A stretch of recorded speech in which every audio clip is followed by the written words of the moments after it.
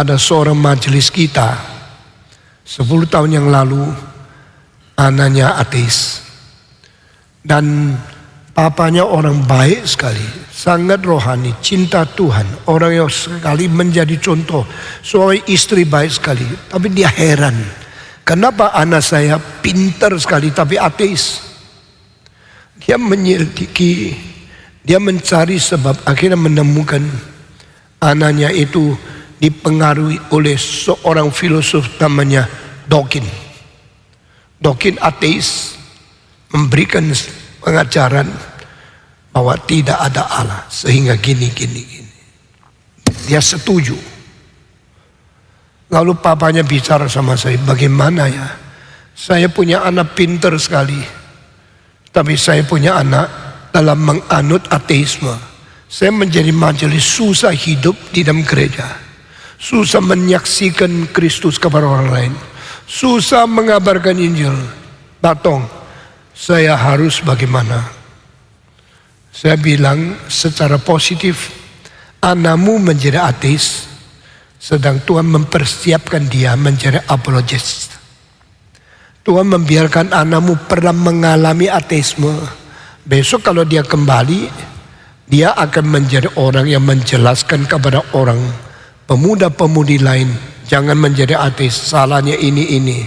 Karena dia mengalami, dia mengetahui, dia mempunyai kemungkinan menolong orang lain. Jawabnya orang majelis ini, iya kalau dia balik. Kalau dia tidak balik sampai mati, saya cilakalah. Saya majelis yang anaknya ateis sampai mati tidak melihat dia bertobat. Bagaimana? Saya tanya dia, kenapa engkau begitu pesimis? Kenapa engkau begitu tidak ada iman Tuhan akan merubah dia? Saya sudah berusaha setengah mati bertahun-tahun, makin lama makin keras, dan dia ateisnya sangat kolot sekali. Saya sudah tanya banyak pendeta, banyak menginjil, banyak hamba Tuhan menganjurkan dia, semua tidak mau dengar. Bagaimana saya sebagai orang ayah? Beberapa bulan kemudian dia bilang, Pak Tong, saya sudah tidak bisa tahan. Saya sudah sangat kecewa.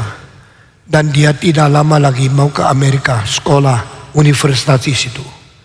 Saya makin gemetar. Karena di Amerika orang ateis itu sangat banyak di tengah-tengah anak-anak universitas. Maka saya takut sudah sampai di situ, dia seumur hidup tidak kembali. Saya cuma dapat hibur dengar Patong berkhotbah mengenai seorang namanya Monica yang melihat anaknya begitu jahat, begitu rusak. Dia berdoa dengan air mata membasahi seluruh pakaiannya.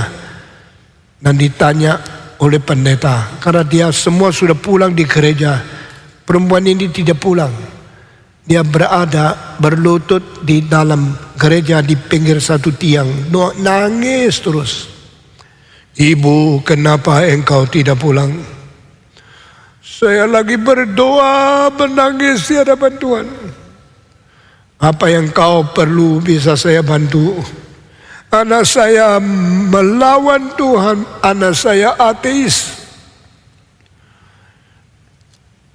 Pastor itu mengangkat tangannya ibu yang nangis berkata, saya kasih tahu, anakmu yang perlu air mata doa banyak seperti kamu, tak mungkin binasa. Waduh, ibu itu dapat hibur.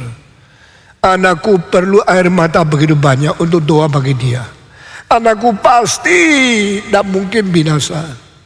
Patong, kalimat itu memberi kekuatan kepada aku. Dan saya akan terus berdoa menangisi anakku. Harap dia bisa bertobat. Tapi sekarang dia sudah mau ke Amerika. Saya takut sekali. Saya bilang, bawalah anakmu kepada saya sebelum dia berangkat. Suami istri atur satu waktu ketemu saya di gereja ini. Saudara-saudara, lalu saya tanya sama dia, Saya dengar kamu ateis. Iya. Engkau rasa ateis betul? Betul. Engkau tidak percaya Tuhan? Tidak percaya. Wah, kerasnya, kakunya luar biasa. Saya tidak bisa apa-apa. Lalu saya melihat dari lain. Engkau dilahirkan di luar Kristen. So what? Saya dilahirkan di luar Kristen. Tidak berarti ada Tuhan Allah. Tetapi keluargamu baik. Oh, saya percaya. Keluarga saya baik. Papamu baik enggak? Baik sekali. Mamamu baik enggak? Baik luar biasa. Papa sama mama damai, akor luar biasa. Kamu puas keluargamu? Puas. Di dalam keluarga saya ini papa jadi teladan, mama jadi teladan. Mereka saling mencintai dan mereka mencintai kami. Saya sangat puas dilahirkan dan dibesar di dalam keluarga papa mama saya yang menjadi majelis ini. Saya bilang, tidak apa-apa. Itulah sebab saya kasih tahu. Di dalam rumah kasih cinta papa mamamu sejati. Papa mama sungguh mencintai kau, sungguh mencintai aku. Oke, cukup. Saya kasih tahu kalimat satu saja. Lalu engkau boleh pergi ke Amerika. Tak tahu mau bicara apa. Saya bilang, true love is the manifestation of true God. Cinta yang sejati itulah manifestasi daripada Allah yang sungguh-sungguh berada. Simpan di dalam hati. Saya percaya kamu anak yang pintar. Dan akhirnya di dalam GRI anak-anak biasa tak mungkin kerjakan satu hal kecuali engkau. Apa itu? Saya ateis. Saya percaya papa mama cinta saya. Saya pintar. Lalu akhirnya saya mungkin melakukan sesuatu hal yang tak mungkin dikerjakan oleh pemuda-pemuda yang lain. Apa itu maksudnya? Saya bilang, besok engkau akan kembali. Tak tentu. Engkau akan percaya kepada Tuhan. Tak tentu. Saya akan ateis selamanya. Setelah engkau kembali, engkau sekarang aku tidak, saya tidak jadi soal. Tapi saya percaya engkau akan kembali. Setelah engkau kembali, ada orang ateis yang lain. Semua pemuda tidak bisa apa-apa. Cuma bisa lihat mereka jadi ateis. Tapi engkau yang sudah kembali akan membawa mereka kembali kepada Tuhan.